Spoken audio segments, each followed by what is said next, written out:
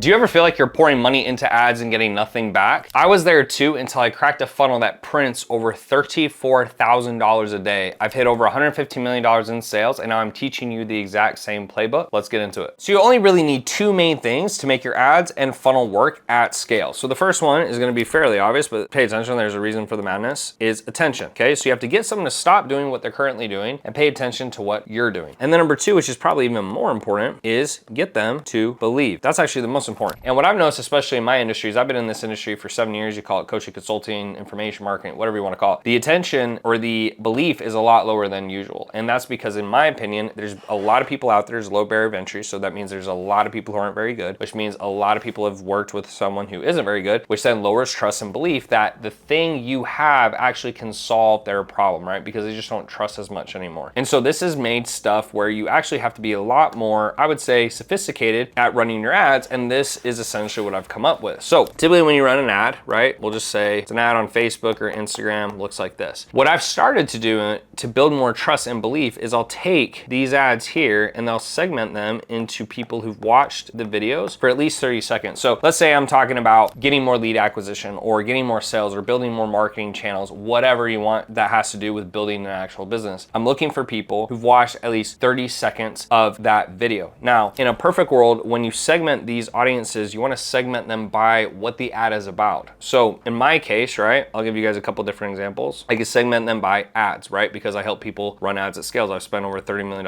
in ads. Sales, I've done over $115 million in sales. Done door-to-door sales as well, and pretty good. Hiring, right? I've trained a team of 100, right? Not the easiest thing in the world to do. Next is then training, right? So how to do fulfillment, right? Because I've obviously had a lot of clients, about 50,000 or so. So the benefit of this is, yes, it takes a little bit more time. You still are trying to convert on the first ad up here, okay? But if this doesn't convert, then you want to start retargeting all these individuals who watch at least 30 seconds because that shows high intent, right? And that's going to make your ad dollar go further, and then retarget with ads specifically about the video that they watch. So yes, it takes a little time and effort, but you have a media buyer on your team, or you should have someone on your team who is full-time doing this, okay? What that then does is removes all the risk from the retargeting ad. So the goal then is from the retargeting ad, you want to remove all the risk and you want to remove all the friction. So the way you remove all the risk and all the friction is it depends on what you're selling. This will usually work better if you're selling, you know, software or products where you say, you know, get your money back, or, you know, 30 days, you get your result and you don't pay. Like, I think that stuff's kind of stupid when you're selling information or marketing or consulting. It needs to be kind of a performance-based guarantee where, hey, if you don't make this by this time and you do all these things, then you can get it back. It's not a strong guarantee, but you can't force people to do stuff. It's like me telling you how to work out. Obviously, I work out and I know how to get in great shape. I've done it for my whole life, but it doesn't mean you're gonna do it, right? So you wanna try, if you can, to remove all risk, and then you wanna remove all the friction. So to show you what an ad like this may look like, or not even the ad, I wanna show you what the landing page would look like, is you're trying to remove those two things, and then you wanna have a ton of testimonials. So what I mean by that is I've tried a lot of different sales pages over the years, and I've had ones where there's a lot of copy because I have a full-time copywriter on staff, so they'll actually do the heavy lifting on that. But what I've noticed is that that's really not what people pay attention to. What they're looking for is they're trying to scroll down the page as fast as possible because they're busy, and then trying to show a lot of proof, okay? So if you look here, this VSL right here, you can debate how good it is or how bad it is, whatever. But in my opinion, this is what I want to talk about because this shows a lot of authority. So how I made $115 million in 6 years. Then they book a call. And then down the entire page, as you guys can see, is just tons of testimonials,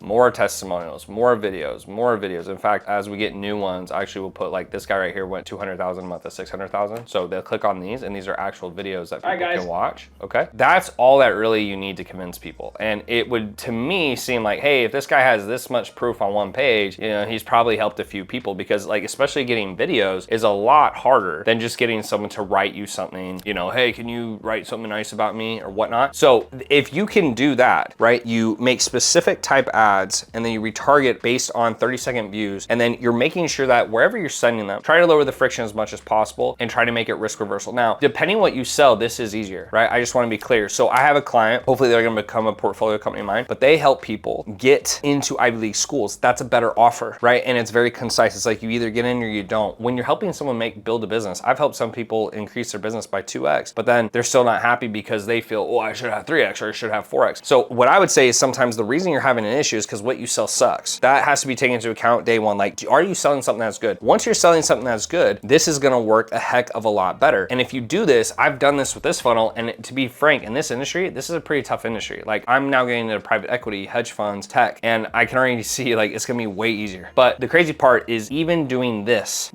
method in a high ticket, very competitive consulting type industry, I was still able to print over $4,000 a day. So now that you understand the funnel, what I wanna do is I wanna show you the product that made it all possible. So in this next video, I'm gonna break down how I made $115 million from just one digital product and how you can model it. You can watch that by clicking right here.